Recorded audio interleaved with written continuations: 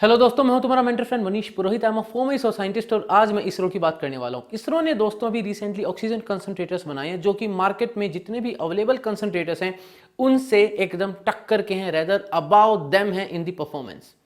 Oxygen concentrator दोस्तों एक ऐसा डिवाइस है जो कि हवा में जो 21% ऑक्सीजन है उसकी कंसंट्रेशन को बढ़ा के 95% के आसपास ले जाता है।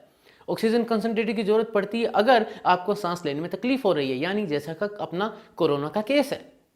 कैसे काम करता है ऑक्सीजन कंसंट्रेटर, आज इस वीडियो में मैं तुमको बताता हूं दोस्तों। ऑक्सीजन कंसंट्रेटर जैसे काम करता है उस चीज को समझने के लिए मुझे दो कॉन्सेप्ट पकड़ने पड़ेंगे। पहला, मुझे 9th क्लास में साइंस में जाके देखना पड़ेगा कि जो अपना एटमॉस्फेयर है उसमें जो हवा है उसके अलग अलग कितने कॉन्स्टिट्यूएंट्स हैं, और फिर वहां से उठ के सीधा मैं आऊंगा class 12th NCERT surface chemistry की किताब खोलूंगा और वहां पे एड्जॉर्प्शन के फिनोमेना को पढ़ूंगा, जियोलाइट के बारे में पढ़ूंगा, एक्टिवेटेड चारकोल के बारे में पढ़ूंगा और फिजिजॉर्प्शन और केमिजॉर्प्शन के प्रोसेस के बारे में पढ़ूंगा। मैं पढ़ूंगा इफेक्ट ऑफ प्रेशर के बारे में कि कैसे प्रेशर एब्जॉर्प्शन के फिनोमिना को इफेक्ट करता है। अगर ये सारी चीजें मैं समझ जाता हूं, अगर ये सब कुछ मैं पढ़ लेता हूं, मेरे कॉन्सेप्ट रिवाइज कर लेता हूं, तो मुझे चुटकियों में समझ में आ जाएगा कि कैसे इसरो ने इस दुनिया को या भारत को श्वास दिया है। श्वास नाम का जो इंस्ट्रूमेंट बनाया दोस्तों इसरो ने, वो 10 लीटर पर मिनट ऑक्सीजन जनरेट करता है। That is best in the market. Cheap बहुत है, इनएक्सपेंसिव है, that is best in the market because cost effective है। जो उसका ढांचा है वो भी कोई बहुत बड़ा बल्कि नहीं है, 60 बाय 50 बाय 40 सेंटीमीटर का ये पूरा डब्बा बनता है। That is ergonomic and best in the market. और सबसे बड़ी बात है दोस्तों कि जो कमर्शियल जितने भी मुझे कंसंट्रेटर्स मिल रहे हैं ये उनसे एट पार और या फिर उनसे ऊपर है। कंसंट्रेटर के अंदर दोस्तों एक बेसिक फिनोमेना जो यूज होता है उसका नाम है pressure swing adsorption. Pressure swing adsorption में दो जो बातें हैं वो ये हैं कि मुझे पता है कि जो नाइट्रोजन है, जियोलाइट एक कैटलिस्ट है, उसके सरफेस के ऊपर नाइट्रोजन जो है वो ज्यादा प्रेफरेंशियल एड्जॉर्प्शन दिखाता है।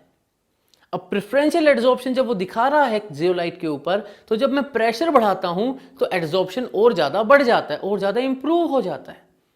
यानी अगर मैं एक हवा को पास करता हूं और एक सिलेंडर रखता हूं, उस सिलेंडर के अंदर से जब हवा पास होगी हाई प्रेशर पे भी है, जियोलाइट की कवरिंग होगी उस सिलेंडर के अंदर। हाई प्रेशर पे जियोलाइट जो है वो नाइट्रोजन को बहुत जोर से पकड़ता है और जब प्रेशर बढ़ता है तो एड्जॉर्प्शन की रेट बढ़ जाती है। यानी एड्जॉर्प्शन का फिनोमेना नाइट्रोजन के मॉलिक्यूल्स को पकड़ लेगा और ऑक्सीजन को जाने देगा। जैसे जैसे प्रोसेस आगे बढ़ेगा तो जियोलाइट के ऊपर कुछ मॉलिक्यूलर लेयर्स जमने लग जाएगी नाइट्रोजन की। अब ये जो मॉलिक्यूलर लेयर नाइट्रोजन की जम जाएगी जियोलाइट के पूरे सरफेस को कवर कर लेगी और इसके ऊपर 12th बोर्ड में भी क्वेश्चन आ चुका है, नीट में भी सवाल आ चुका है कि व्हाई इट इज नेसेसरी कि मैं एड्जॉर्प्शन के फिनोमेना में अगर सरफेस के कैटलिस्ट के सरफेस के ऊपर मॉलिक्यूलर लेयर जम गई है तो उसको हटाना क्यों जरूरी है। इसलिए जरूरी है दोस्तों क्योंकि अगर उस मॉलिक्यूलर लेवल लेयर को नहीं हटाया तो जो नेक्स्ट बंच आएगा नाइट्रोजन के मॉलिक्यूल्स का उनको एड्जॉर्ब कौन करेगा। That's why the pressure is reduced. So यहां पे आ गया प्रेशर स्विंग। पहले प्रेशर ज्यादा था, अब प्रेशर को कम कर देते हैं। तो जो एक सिलेंडर है उसमें प्रेशर को कम करते हैं और दूसरे में प्रेशर को बढ़ा देते हैं। क्यों? क्योंकि मुझे ऑक्सीजन की सप्लाई कंटिन्यूस चाहिए। तो जब इस सिलेंडर में प्रेशर ज्यादा था तो दूसरे में प्रेशर कम था। जब मैं इसके अंदर प्रेशर कम करूंगा जिससे कि नाइट्रोजन हवा में वापस निकल जाए तो मैं दूसरे सिलेंडर में प्रेशर बढ़ा दूंगा क्योंकि वहां पे मैं फिर से नाइट्रोजन को पकड़ लूंगा और ऑक्सीजन को कंसंट्रेट करने लग जाऊंगा हवा के अंदर। और ये जो प्रोसेस चल रहा है यहां पे pressure is swinging high and low, high and low, इससे नाम आया प्रेशर स्विंग। एंड एड्जॉर्प्शन तो बैकबोन है। जियोलाइट के ऊपर या रेजिन के ऊपर या एक्टिवेटेड कार्बन या एक्टिवेटेड चारकोल के ऊपर प्रेफरेंशियल एड्जॉर्प्शन हो रहा है नाइट्रोजन का।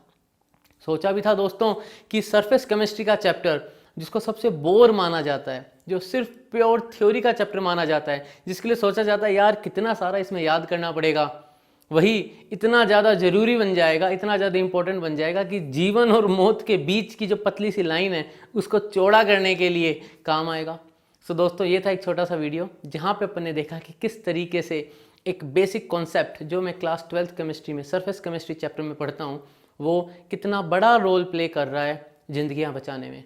अगर दोस्तों पसंद आया हो तो लाइक करो, शेयर करो, सब्सक्राइब करो एंड सबसे इंपॉर्टेंट दोस्तों जो पढ़ रहे हो उसकी कीमत करो। अगर तुम अपने आप में पढ़ाई की कद्र करोगे, अच्छे से कॉन्सेप्ट्स को पढ़ोगे, नंबर झक मार के तुम्हारे पीछे पीछे आएंगे। नंबर आएंगे, रैंक आएगा, अच्छी कॉलेज मिलेगी, तुम भी आगे जाओगे और किसी न किसी दिन इस देश के लिए ऐसा ही कुछ कंट्रीब्यूट करोगे। इसी उम्मीद के साथ दोस्तों, जय हिंद।